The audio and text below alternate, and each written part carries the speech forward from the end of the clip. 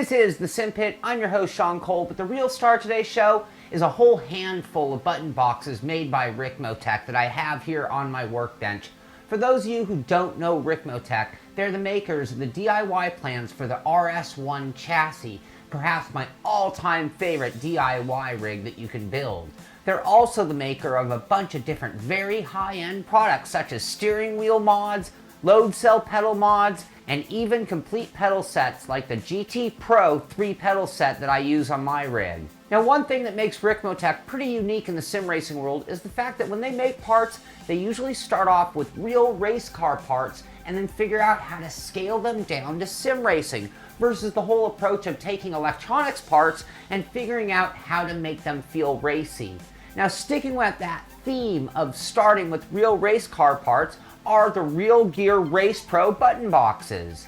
And what we have here are 3 different button boxes, each sold separately, starting off with the C22, which goes for $249.95 and has 36 functions. And it comes in black or silver. You've got the R22, which goes for $244.95, has 26 functions, and also comes in black or silver.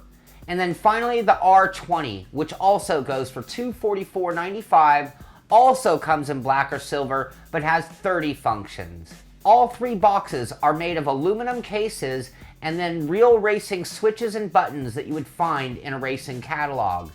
Each of the boxes has a very nicely engraved Ricmotech label on its face, and on the black ones it has a great contrast between the silver and black.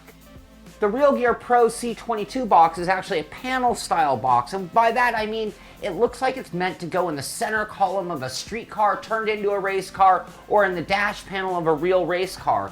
The front has the aluminum face, which is thin but strong, and this overlaps the back of the box, making it perfect for a drop-in type look when mounted. The overall size of the face of the box is about 11 inches tall, 6 inches wide, and that overlaps the rear box, which is 9.5 inches tall by 5 inches wide. The overlap is about 1/2 inch on the sides and bottom and a full inch at the top. The depth of the box from the faceplate to the back is 2 inches thick and about 3 inches including the buttons. The back side of the box also has the USB plug-in area and Visa mounts on both the top and bottom side of the back of the case. The layout is designed to be used in an up and down position and has a very well thought out display of buttons and switches. The top 2 switches are safety switches with large plastic spring-loaded covers. In order to operate these switches, you must flip up the cover and then flip the switch. Closing the cover will also flip the switch the opposite direction. Directly below those 2 switches are 2 toggle switches that are momentary and can be moved both up and down. And below them are a pair of toggles, with the left one being an up and down and the one on the right going right and left. Below them, a second set of toggles that move in the exact same directions. Looking back to the top of the right side, we have a single direction switch that flips down only, and another one of those directly beneath it. And then that is followed by 2 single push black buttons. Then we get to the bottom of the C22, which is rather unique amongst button boxes. On the left side, we have an extra large dial. This has been labeled and intended to be a brake bias dial. This dial has tension built into it, and that gives a feeling similar to a real brake bias knob. Perhaps a little lighter tension, but enough to know you're turning it, and then there is a hint of a detent for each position of the dial. To the right of the bias dial are 2 encoder dials. These also twist left and right, representing a button press for each direction. These 2 encoders are multifunction, and you can press the top in like a button. This will turn on a red light and switches the dial to 2 new buttons. Click it again, it turns green, and another 2 functions. Click it again and it turns orange for another 2, and click it again to turn the light off or back to the default mode. Now let's take a tour of the R22 button box made by Ricmotech. As you can see right off the bat, it's got a pretty unusual shape to it. It's got sort of a glare guard that overextends the button area, and it kind of looks like something you'd mount up on top of your dash, perhaps. It almost looks like a CB radio. Again, the entire case is made of aluminum and comes straight out of a racing catalog. It's available in silver or black. The overall side of the box is 9.5 inches wide by 6.5 inches front to back at the top. On the bottom side, it is only 4 inches front to back. And at the front, it is 3.5 inches from the base to the top, and then at the back, only 2 inches tall. Looking back to the face and the button layout, it starts with 2 safety switches that operate like the ones on the C22 box. To the right of that are 4 push buttons in a row, and then below that, another row of switches. The first 2 switches are two-way toggles, both up and down, and then to the right side of them, 2 more encoders. Just like the C22, these are multi-function encoders, and each press will change the light and the function of the dial. The RacePro R20 basically starts off just like the R22. It's the exact same box, same overall dimensions, they both come in silver and black. The biggest difference is the type of buttons and switches and the overall layout. In the case of this one, you've got the 2 safety toggle switches, and with this one you gain 4 different inputs. Now the layout on this one, you will find 6 push buttons across the top row. And then on the lower row, you've got 4 two-way toggles followed by the 2 encoders. Both the R20 and the R22 both have a Visa mount on the bottom and a USB plug-in on the back. Now there's one thing I want to take a deeper look into, and that is these engraved pockets that you're going to find near each button or input on the boxes. These are engraved into the face of the aluminum, and with the box comes a pre-printed label sheet. These are stickers with 154 different sticker options to label on the box that fits perfectly into those pockets. Then you can place the stickers with the appropriate button or toggle. In the case that you want a different title or something not covered, there are a handful of extra ones not printed that you can then Sharpie in the name on it. These labels have a cool metallic look to them and really look professional when installed on the box. This is a feature that is exclusive to Ricmotech and something I've never seen on another button box that I've tested.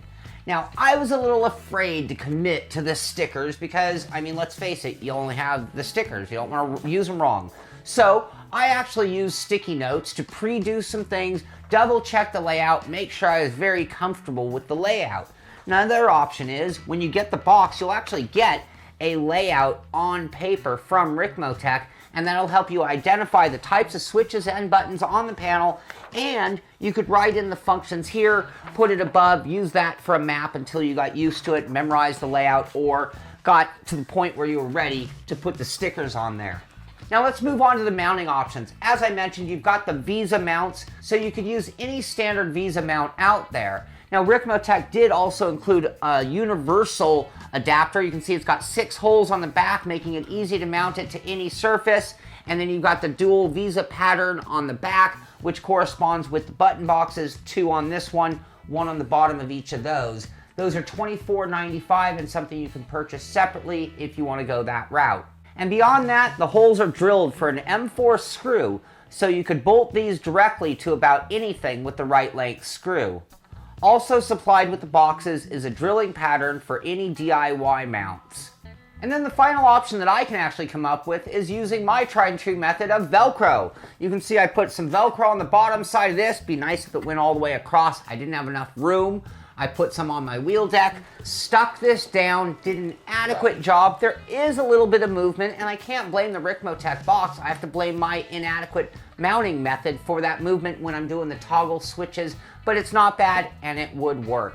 Another thing on the C22, I really would like to panel mount it. Drop it into a hole that is about the size of the box so the panel overlaps it just like you'd find in a real race car. That would be a slick installation. Now, talking about installation, let's move into installing it on the PC. Now, not supplied with the button boxes is a USB cable. It's going to be the A to B type USB cable.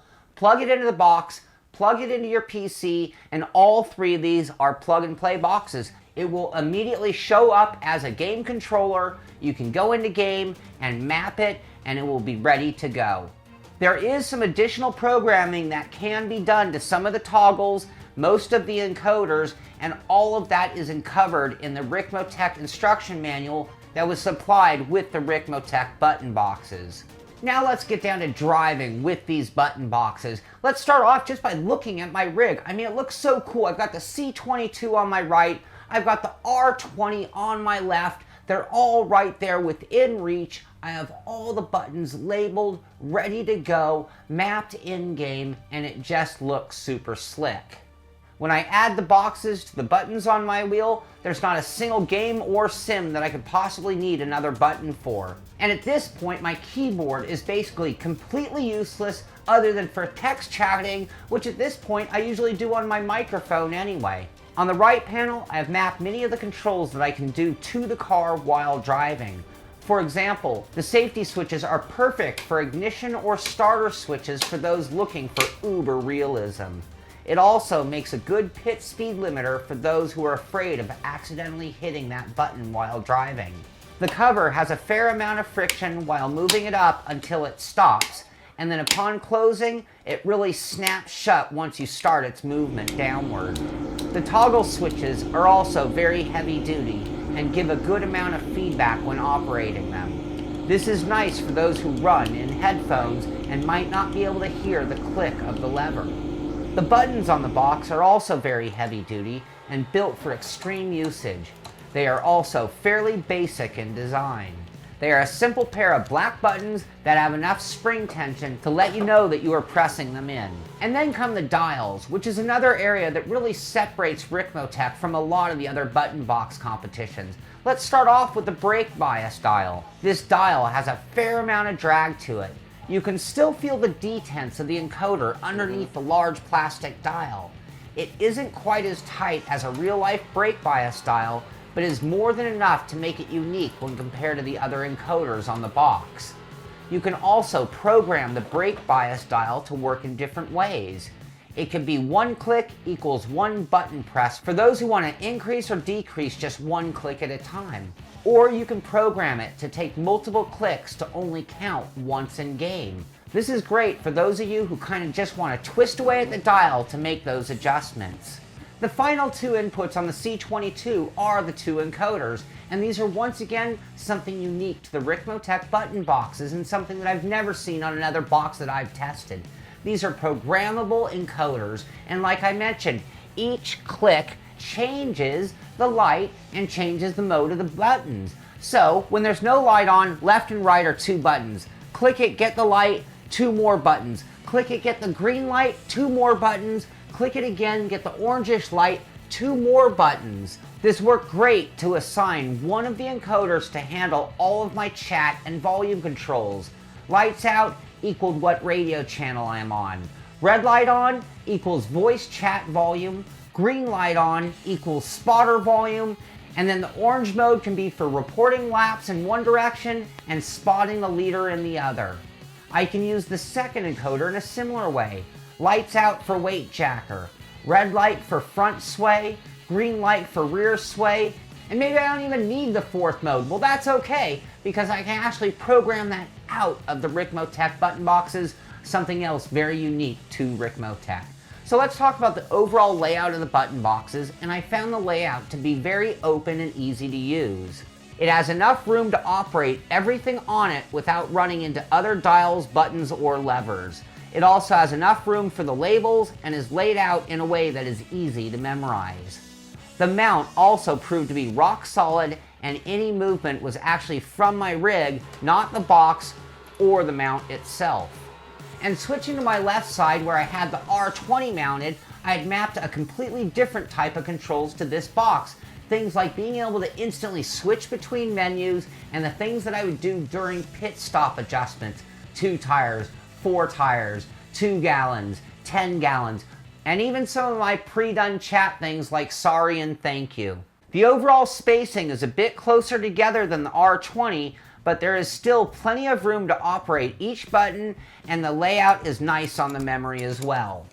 In the case of the encoders on my left side, since I have so many buttons at this point, I have programmed them where turning it each direction is an input like pressing the button, and the click at the top just acts like a button press as well. Now, one thing I did mention, my Velcro mounting, I wasn't really thrilled with it. What I would have done and what I'm going to do in the future, drill some holes through my wheel deck, get the appropriate length M4 screws go right into those VISA mounts, and this thing's not going to move at all. So that's about everything I can tell you about these button boxes, about driving with them and using the button boxes in action. So now let's move on to the good, the not so good, and the bottom line about these Ricmotech Real Gear button boxes, starting off with the good. And the good is they are heavy duty, made of metal, built to last. They come in both silver and black, made from real automotive parts. Nice layout that's very easy to memorize. Good combination of different types of inputs. Positive click on all switches, buttons, and dials. Nice feeling brake bias dial. Programmable and light up encoders. Engraved pockets for very nice labeling. Pre-printed labels. And very easy mounting options. Now let's talk about the not so good, and I don't have a lot of things negative to say about these button boxes. I mean, one thing I can say, they're definitely pricey. They're expensive button boxes, they're made from real race car parts, and that comes at a price, and that's a lot of what you're paying for. One other thing I will mention, I mentioned it earlier, they don't come with a USB cable. So at 250 bucks-ish, I'd like to see a USB cable included. However, who doesn't have an extra printer cable, and that's the type of cable they do use. Another thing, these two boxes are a little odd shaped, so they're not going to be perfect for everybody. I mean, I don't even want to call that a con. They are what they are. You either like the styling and it's perfect for you, or you don't. So I don't even want to call it a con, to be fair to them. The next con really isn't a con at all, but it's something I do want to mention, and it's a con for some, I guess, to be fair. They have that industrial look about them. They have that race car look about them, and that means that they're not super flashy. They're not super fancy looking button boxes. They are what they are. They're race car looking stuff. They look industrial. They look heavy duty. That's something that you're going to have to be the judge of. And the last con that I really do have at all is on the R series. There is a little teeny gap right here. I mean, we're not running these off-road or outdoors or in the rain. This is a cover. You're not even gonna get dust into that gap. But if you're a perfectionist, there's a little bit of daylight to be seen between that, and that's something that might bother some people. Now, the bottom line is this. Ricmotech goes from that mentality of taking race car stuff, engineering it back into our sim rigs. And that is a different approach than a lot of the other companies out there. And that comes at a price and will limit the sales to a certain type of clientele.